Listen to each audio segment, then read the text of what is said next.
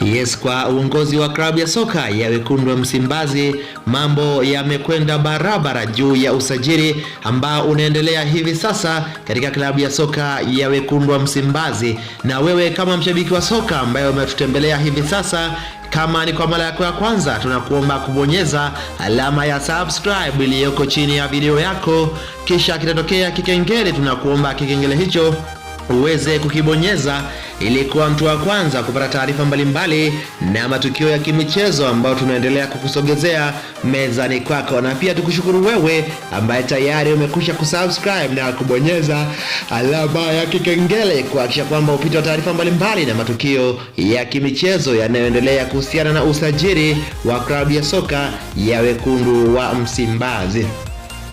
Bwana afisa habari wa klabu ya soka ya Wekundu wa Msimbazi Ahmed Ali kupitia ukurasa wake wa Instagram ameweza kuwaamsha mashabiki wa Young Africans juu ya ujio wa mwamba kutoka upande wa pili ambaye ni Mkongomani pamoja na Jean Otos Baleke. Ameeleza kwamba Jean Otos Baleke asiporudi basi wenyewe watamchukua Mkongomani mwenzake kutoka katika klabu pinzani, na huyo sio mwingine ni Fiston Kalala Mayele. Wapo Baleke asiporudi basi Fiston Kalala Mayele ndiyo atakayekuwa mrisi ama mzibaji wa pengo hilo. Imeelezwa na afisa habari wa klabu ya Wekundu wa Msimbazi katika siku hii ya leo katika ukurasa wake wa Instagram. Usisahau kubonyeza alama ya subscribe, usisahau kulike na kucomment hapo chini kutuachia maoni yako.